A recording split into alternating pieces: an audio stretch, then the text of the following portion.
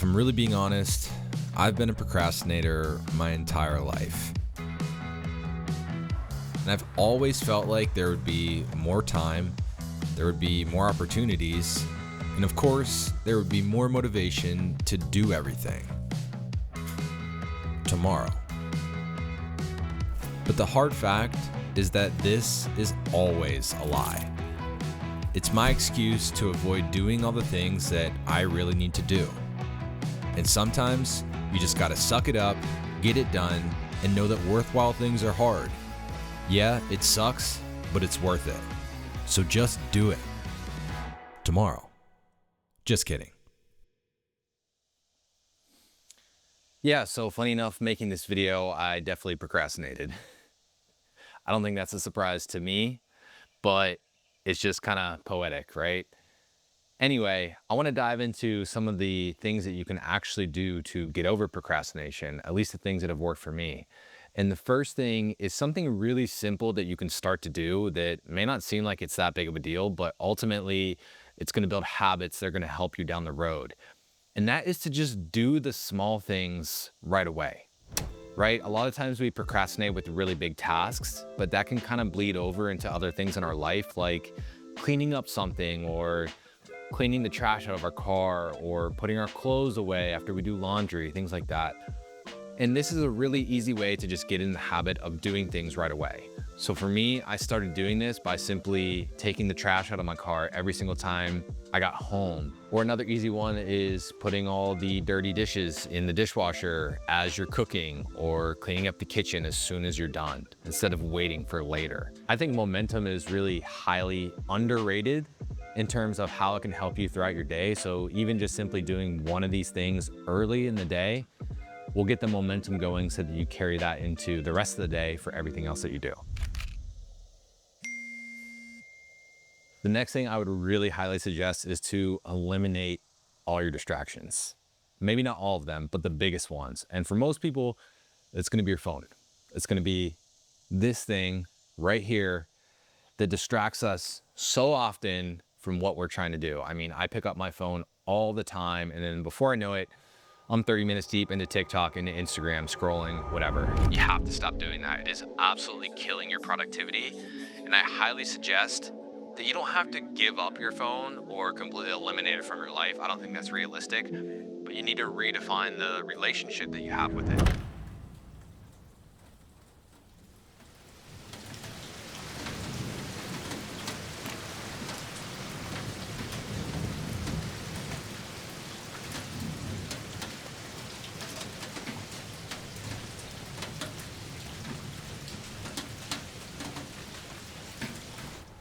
So there's a really good book.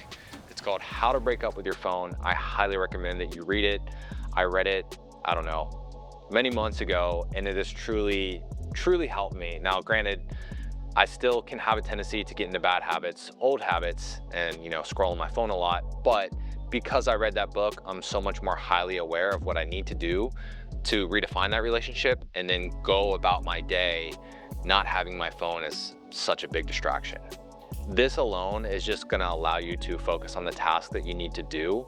And the less distractions that you have around you, the less tempted you are to do something else. The next thing is kind of in two parts. I really suggest that you start breaking down things into little chunks that you can do throughout the day, instead of trying to feel like you have to do everything all at once, or you have this big task and it seems so daunting, right? Like you're looking up at the top of the mountain and thinking, how the hell am I supposed to get up there? Think about, what do you have to do with this big task, but in the most minuscule way possible, just to get you started, just to build that momentum. And then the second part of that is to just make a 5-minute commitment to do that thing. Chances are after 5 minutes, you're gonna keep working on whatever you're working on, and you're not gonna wanna stop.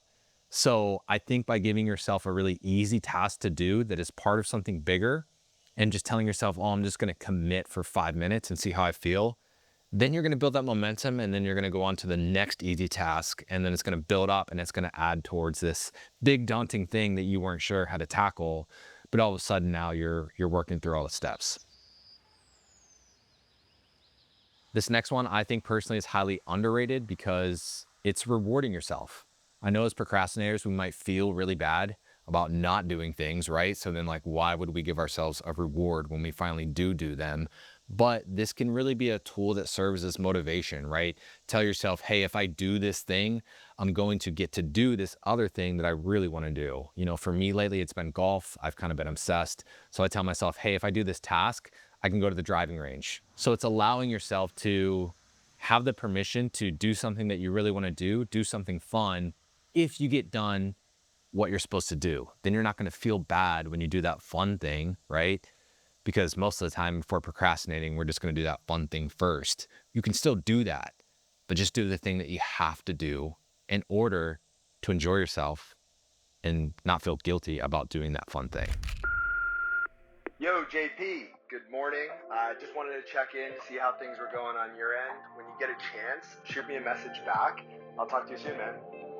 Lastly, I know this might not be for everyone, but for me, it has been a game changer, and it is to hire a coach, get an accountability partner. You know, I say coach because I don't think that it works as well if you have just a friend or someone that you know really close who's trying to hold you accountable, because they can tend to be more of enablers than anything.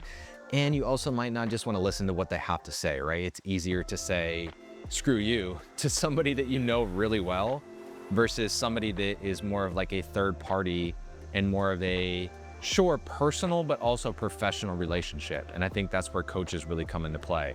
For me personally, I think having a coach is super, super underrated. I know it's not for everyone. I know it can be expensive, but if you can afford it, I think it is the one thing that will take your productivity and just you working towards your goals to the next level. Because ultimately, if you're just left to yourself, you have to have a really high level of motivation and a high level of willpower to always get things done. I think having someone in your corner to rely on for these things is absolutely crucial. So shout out to my coach, Joe. He's been helping me do things like record this video, which is a really hard task for me. I have all these ideas in my head, but actually sitting down and recording them has always been a struggle. So obviously I'm here doing it, so it's working. Anyways, I hope these tips helped you. I know procrastination sucks. I've been doing it my whole life, and I don't want to think of myself as a procrastinator anymore, even though I still have the tendency to have the habits. But if you implement these into your life, I guarantee that you're going to be more productive in some way. And at least it has worked for me. So hopefully it will do the same for you.